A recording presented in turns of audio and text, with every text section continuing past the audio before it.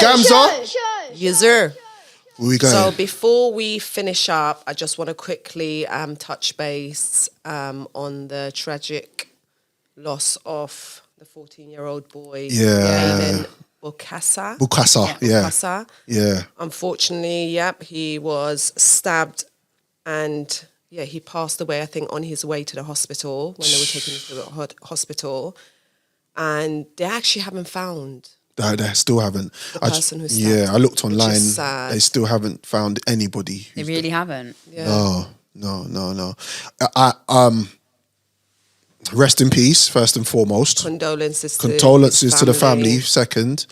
He seemed like a talented individual because he had music coming out. Yeah. He had some stuff coming out. I don't like the way media portrays the drill rappers. Yeah, they were even like... though some drill rappers don't make it easy for themselves.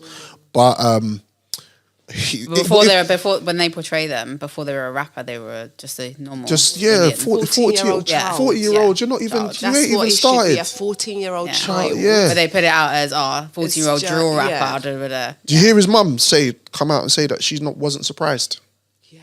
Really? That was interesting. Yeah, because she said he was already kind of... In and out, yeah. Yeah. Yeah, she wasn't shocked. So, essentially, this is an intentional thing. Well, it just circumstances, gang I guess, stuff. like being in, I don't know circumstances, but when living in poverty, maybe sometimes, maybe not having that support, and then not having kids, not having anything to grooming, do. Like, let's call it what it is. Exactly, It is grooming. No, I totally agree with you. 9 to 5, like 9 to 8, and then you've got one child, you're getting home, you've got to cook and clean. That child is going to find that love, those answers, that attention from somewhere else, from someone else who's older than them, smarter than them, can manipulate them. Do you know what I mean? So I think his mum probably saw all of that and just, what can you do? Does that lead to our broken society right now and the way that we as a society manage the youths in this country? Everything. Because you and I know you got to have heard this. Do you know Complex? They're trying to. So basically, for North Wheezy lot, the Brent Council are trying to get rid of the Complex. Yeah. Where most of the youth Bridge Park. All the youth centres are gone. So and they want to put houses there. Nothing to do. So it's like when we were growing up, we had little community centres that we used to go to. You had options to get off the street. And it was safe. You could even if there was no options, you can go outside and play football. Go to the park. When now it's like you're gonna be, unfortunately, groomed, stabbed, manipulated, like everything. And at 14 years old, you, as we said, we're not talking about someone 25. We're talking about a child. Someone who's impressionable. Yeah. So, but can I just ask? Go for it. In order for, if you think there could be we could make some sort of a change, what could we do as individuals that are looking, if we are seeing someone that is being groomed, or if we have seen someone that's in trouble, is about to get stabbed, or like, how are could we have helped the mum? If we saw a mum struggle, how is there anything we can do? I guess it's like there is, as a community, to... I would say, we always ask these questions after and say, as a community, what could we have done? Essentially, I don't really see that there is a community because there isn't room for it. And when I say there isn't room for it, I mean that people are busy. They're trying to just be able to pay their bills. They're trying to be able to do this, that, and the other. It's a shame. But also at the same time, though, back in the day, like, kids were left at home alone to just make their meals and da-da-da-da. Whereas now, like, I feel like kids are left to their own devices, but there's just so much stuff that they can access now. And there's no control over it. These things are going to keep happening because there isn't really a community. Like, unless you're in, like, a church or you have a close group of friends. Or you got a dad. Or you have...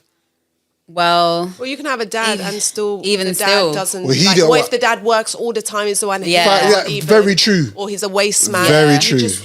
Very true. But in this instance, listen. He didn't have a dad. He didn't have nobody. But that's what I'm saying. What do we do if we can see someone who doesn't have a? It's hard because even like on the individual level, like there's times where you want to like mentor young people. Yeah. But then you don't like it's like you're a certain age working alone with a young person. They're gonna think you're doing. They're already attached, weird. You know. Yeah, they always feel that that's weird already. Anyway. Yeah. Like, why are you so interested in me? Blah blah. Sometimes young people don't understand. Like for us, we might sit down. Our generation might sit down and be like, oh, do you know what? I'm going to listen to this older person. They've got knowledge. They've got experience. They've got wisdom. Not the blah young, blah. no way. The new generation, they kind of don't. Some will hear, but some of them are just like, I'm not even, unless it's about money, cars, crib, holidays, flying out to the. But then again, coming back to what I said, how can we like control that? Is that, do we sit down with our kids at home when they are young and like, you know, what do we do? Do we take away their iPads? Do we? Yeah, well, when we have, all right, I think we can start at home. We definitely start at home. But also, we just spoke about it. Unfortunately, society's broken, Gamza. Like, there's not enough money pumped into the youth. There's all the money's going on building yards for foreigners to come and live here. I know. That's what it is. That's what they're trying to do. Every little space, I'm looking at, I'm just finding new complexes. New build flats. So it's like, where is the facilities for our children? Where's the facilities for the kids that don't have much? Where's the place that the kids can go? Yeah. But this is where the downfall of the government will be, because they're finding all these little spots to put all of these apartments, these new builds, these flats and whatever. They can gentrify all these different areas as much as they want. However, they're still not building like the community centres and this, that, and the other. So what they'll realise later on in time, when those families or those people that have moved in start to have families or young people, and bruck up the place, it's going to be the exact same thing, because I think they don't even want that anyway. Well, I think they're gonna end up doing in that the long term. Like, if I speak just specifically for London, I don't think they want London to be a city for families. Or to have business, or to have children. That's true. I feel like they want to move everyone. Like, everyone that wants to have a family that wants to buy a house has to buy outside of London. And the way they build a house is like these new builds. They're not for families anymore. It's apartments, isn't it? It's true. It's apartments. That's a fact. Yeah, that's interesting. Well, there's a lot of families in apartments. Yeah, because you've got no choice. Because that's what they have. And also as well, London is some people's homes.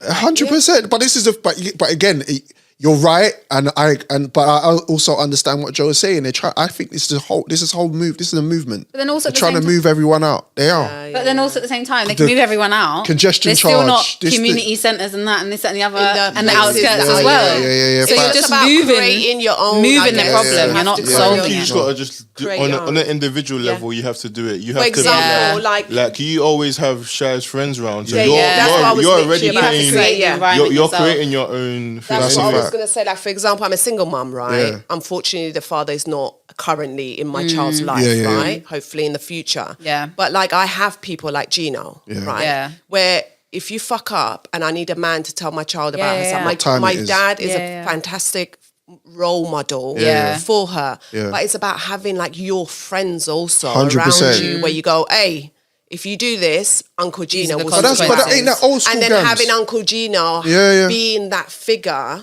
you know, in my family, even though he's not part of my family. Do you know what I mean? But that's like old school. I come to your house, because my little one plays with your little one. Yeah. Do you know what I mean? Then families start to like hang around. It's just about doing as much as you can individually and asking for help. Yeah, and that's why I say that's what I'm saying, communities. Your communities are your pockets of people. Your community isn't necessarily like, for example, my road used to be a big community of Caribbean, West Indian, Asian, you name it, Whereas a lot of them, their children have sold the houses and now it's flats, or they just sold and they've gone.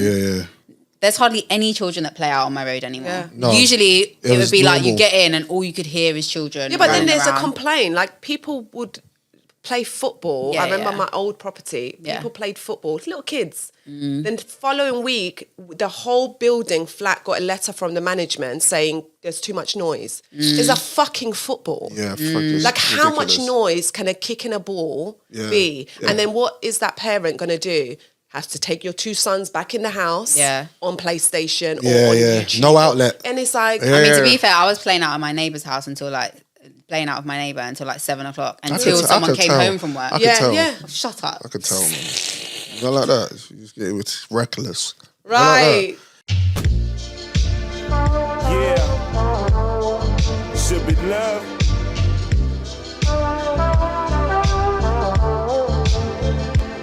Fight for